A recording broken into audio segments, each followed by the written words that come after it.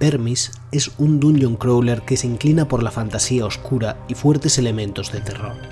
Un juego en el que puedes elegir tu clase y alineación al comienzo y luego perderte por cementerios, catacumbas, bosques brumosos y castillos en ruinas llenos de criaturas deformes, malsanas, llenos de secretos y con una profunda tristeza. Vermis es, también, un juego que no existe, o al menos no del todo. Vermis es la obra de Plastiboo, una colección de ideas, diseños, emociones y atmósferas inspirados por viejos manuales de dungeon crawlers. Es una obra absolutamente fascinante que, mientras escribo esto, se encuentra pendiente de su 5ª edición. Una manera de echar un vistazo a un juego que nunca jugaremos, y dejar que nuestra imaginación rellene los huecos hasta que casi estamos seguros de que, en realidad, lo hemos jugado en otra vida. La manera de narrar es más propia de un tebeo que de una guía oficial, haciendo un mayor énfasis en marcar el tono que en describir las acciones. Así, por ejemplo, se centrará en cosas imposibles en un videojuego, como describir olores y texturas que llaman la atención del jugador. Pese a ello, está lleno de excelentes hallazgos en su particular formato. Las ilustraciones a veces se empastan con los fondos creando una sensación de indefinición y oscuridad. La impresión puntillista remite a un juego pixelado en un viejo monitor CRT, y un pasaje que describe un laberinto incluye una serie de páginas desordenadas, como si nos pidiese que nosotros también nos perdamos en su lectura. Guardo con cariño el recuerdo de un arte perdido, los manuales de videojuegos. En especial, recuerdo hojear con frecuencia los manuales de Diablo 2 y Vampire the Masquerade Redemption. La idea de un juego que no existe no es en absoluto nueva. Quizás el ejemplo más popular sea Polybius, como artefacto de leyendas urbanas de, más o menos, reciente creación, pero que imponen a los videojuegos un papel más siniestro, heredado de películas como The Last Starfighter o Wargames. Polybius es el abuelo de todo un género de creepypastas en torno a videojuegos encantados, entre los que se incluyen Ben Drowned, Sonic.exe, las copias personalizadas de Super Mario 64, Godzilla para la NES, Herobrine en Minecraft o la música de Lavender Town en Pokémon Red and Blue. Este halo de misterio, donde la conferimos a las máquinas el poder de atesorar criaturas sobrenaturales, parte a menudo de juegos reales y populares que aprovechan el tirón de la infancia para pervertir nuestros más agradables recuerdos. Lo que antes nos parecía inocente ahora toma una pátina siniestra. No siempre tienen que corresponderse a juegos que existan. Petscop es una popular webserie que, partiendo de un presunto juego de PSX olvidado, presenta una fragmentaria y abstracta, pero a la vez siniestra, historia de abuso en lo que aparenta ser un let's play genérico. En esta misma línea de los creepypastas, el propio Vermis parece ahondar cuando introduce una página donde describe los distintos estados a los que puede ser sometido nuestro personaje con este mosaico de rostros. Inmediatamente me lleva a pensar en la webserie de horror analógico The Blue Channel, Thalazine, donde describe los síntomas de un medicamento de la misma inquietante manera. Pero no es necesario ni siquiera recurrir a ese misterio. La fascinación por ucronías lúdicas, los juegos que podían haber existido, le corresponde a cualquier artista con amor por el medio. Los mock-ups son una forma popular con la que muchos artistas de pixel se dan a conocer, y ocasiones como My Famicase Exhibition permiten a muchos artistas imaginar sus juegos soñados como si siempre hubieran estado ahí, esperando a ser descubiertos. Ni siquiera es algo propio de este medio. Podemos ver que los mecanismos de la metaficción están presentes en todas partes. La referencia a lo que no existe es un juego más de la ficción, una capa a mayores. Quizás el paradigma le toca al escritor Jorge Luis Borges, imaginando autores, revistas o enciclopedias completas que nos narran mundos que no existen. No cabe duda de que Vermis toma inspiración, o al menos se beneficia, de la clase de intrincadas descripciones y obtusas mitologías que pueblan los juegos de From Software. Muchos de sus pasajes remiten a momentos que podríamos haber leído en wikis de Demon's Souls o Dark Souls, esos momentos que hemos pasado por alto y que parecían imposibles de descubrir si no fuera por esas referencias externas y esa ambientación macabra y lúgubre de la fantasía oscura que resulta inevitable que nos remita a obras tan esenciales como Berserk. Aunque no tendamos a pensar en los Souls-like como Dungeon Crawlers, lo cierto es que son herederos directos de los juegos anteriores de From Software, en especial de los King's Field, pero también Eternal Reign o Shadow Tower. Esa particular atmósfera de penitencia, con alta dificultad y visiones morbosas, son heredadas de la influencia directa de Wizardry en Japón, mucho más popular que en el mundo anglosajón original. Wizardry se vuelve impenetrable e implacable a la hora de desvelar sus cartas y ofrecer salidas, pidiéndote que prestes mucha atención tanto al juego en sí como al manual, tratando de comprender no solo las mecánicas, sino la narrativa elíptica que fluye por sus venas. Hace poco se hizo viral este mapa del manual original de Diablo. Este planteamiento de diseño de niveles puede resultar muy básico. Una aldea como hub o refugio para descansar y comprar, y una larga mazmorra que recorrer. Pero es igual de deudor de la sencillez de Wizardry como un elemento constante en otros juegos posteriores, véase Azure Dreams o Etrian Odyssey. El primer Diablo hacía un delicado uso de la narrativa para afianzar la experiencia de sumergirnos, más y más, en una iglesia endemoniada y el portal al infierno que latía en sus entrañas.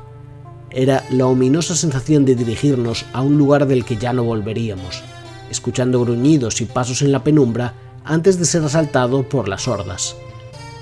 Los juegos posteriores de Diablo sacrificaron esa atmósfera por largos y coloristas botines y mapas con menor verticalidad, ofreciendo la idea de un mundo mucho más grande, pero también más monótono, incapaz de descender hasta los abismos y sumergirnos en su encanto. Otra fantasía de poder más ausente de magia. De entre mis ejemplos favoritos, Shining in the Darkness es de los más accesibles. Un dungeon crawler para Mega Drive que ponía mucha atención en resultar atractivo cuando, en 1991, sus mecánicas ya parecían propias de un pasado remoto. El productor Hiroyuki Takahashi cuenta que aspiraban a ofrecer una visión más realista de este tipo de juegos, con la posibilidad de interactuar más con la vida cotidiana de un mundo de fantasía, pero el paupérrimo presupuesto del proyecto les llevó a las esencias mismas del género, lo que, en mi opinión, fue algo que, si bien hace que el juego no destaque mucho dentro de su género, permite que apueste aún más por sus fortalezas. Mi primera experiencia con un dungeon crawler fue en realidad con Eye of the Beholder, y aunque hay mucho que admirar en esta saga, no puedo decir que fuera una gran primera impresión. El combate supone uno de los puntos más negativos del juego, y la ambientación, si bien con un buen acabado visual, a veces rozaba lo rancio. Llegué en su día a avanzar lo que a mí me parecía mucho, bajando unos cuantos pisos, solo para caer en una de la multitud de trampas que yo mismo debía dibujar en papel y lápiz para conocer su ubicación en un futuro. Y en ese acto de dibujar nuestros propios mapas, algo que inspiró la saga de Etrian Odyssey en Nintendo DS, era una parte del juego.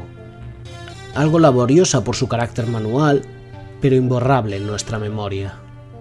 Dibujar y tomar notas se convertía en imprescindible, por eso abundó tanto entre artistas la idea de llevar una suerte de diario de su experiencia jugando a Elden Ring, porque queremos no solo ser partícipes de una aventura, sino también testigos, y dejar constancia de lo sucedido y de nuestras primeras impresiones.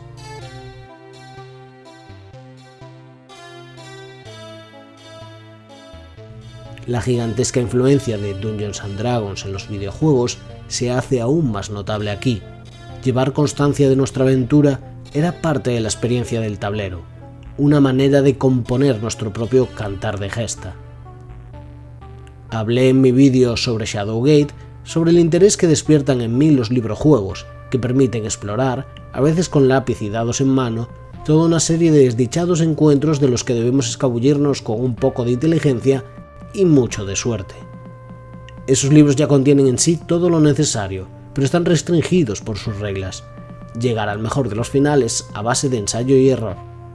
Una vez concluidos, ya no los volvías a sacar de la estantería.